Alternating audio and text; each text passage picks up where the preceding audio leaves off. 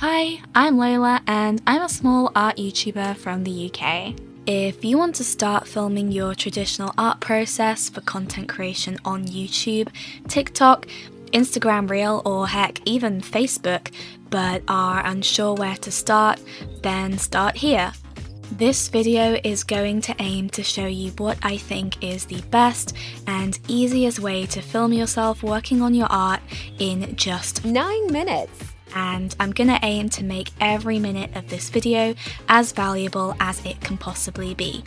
We're going to cover the equipment I use and also a bunch of tips to keep in mind to make your videos aesthetic and engaging and assure that you don't waste your time having to delete a lot of trashy footage. So let's get going. So first of all, I use my phone to film my videos, but I would absolutely recommend investing in a camera if you can because it will make a lot of difference. Ideally, you want a recording device with a high resolution that is really good at filming in low light conditions specifically. So if you're outdoors where it's bright, that's good lighting.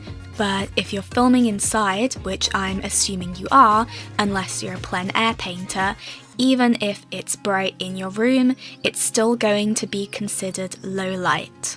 The second piece of equipment that I am going to recommend to you is it's so worth investing in a boom arm. This might seem like something that would cost a lot, but you can really get a lot of good, cheap boom arms on Amazon. This one that I bought cost me only £8 when I got it, but because of the beautiful phenomenon of inflation, it now costs £13, but that is very cheap and absolutely nothing for just how useful this boom arm is and how much use you will get out of something like this. So you can attach the boom arm to your desk with a clamp and it has a really great range of motion. You can rotate it at the base here so you can swing it right across your desk. You can push it across and downwards to get those really close-up intimate shots of you working on your art. And you can adjust and fine-tune the exact angle that you want your camera to be at, so you can use this to film your art from the side. You can use it to film a beautiful clear overhead shot. It just has so much versatility. I see a lot of people just holding their phone in their non-dominant hand while they quickly draw to put it together for a short content form like TikTok videos and things, but I just cannot coordinate that personally, and I think I would just go crazy if that was the only way that I had to film my art. You can just slot your phone in like this and you're good to go and just forget about it. It's amazingly easy to set up and it will allow you to film from so many angles super easily, and it's also just nicely out of your way so that you can fully move your arms and your hands because you don't have a little tripod sitting on your desk getting in your way or anything like that. So if you want to pick up the one that I have, I'm gonna leave a link to it in the description. The second recommendation I'm going to make obviously is around the lighting, so your work is not going to pop if the lighting is not good. And just to make you aware, there is only so much you can do with things like color correcting and such in post if you don't have that good base of footage to start with where you have a well-lit video. There's really a limited amount that you can do to make it look high quality afterwards. So personally, I always film in broad daylight in front of this big window, and I think it's best to film in daylight because it's bright enough but also soft enough. I bought a bright white light for filming at night, but honestly I don't even use it because it's too bright and it tends to reflect off the mediums that I'm using. If it's something wet like paint or ink, I find that I get the best, most natural lighting for my videos when I film in daylight. So if you can put your desk in front of a big window and film, I think that's your best shot at getting good lighting. And you can always get a couple soft lights on the side as well, because the clouds might go in and then the lighting might vary throughout your shots, so it's also good to have those lights to hand, but I'd recommend softer ones, otherwise you might get that problem of reflection. Thirdly, I want to talk about the framing. So you really need to do a test shot before you start drawing to make sure that your hand is not going to be blocking the view of the artwork while you work. Otherwise, you're going to end up with footage like this, and you want footage like this. I ideally would angle my camera off to the left side so that I can make certain that I'm not going to block the camera because I draw with my right hand. You are also going to need to make sure that everything is in focus and the focus is not switching to your hand. If you can manually focus your camera, that's great.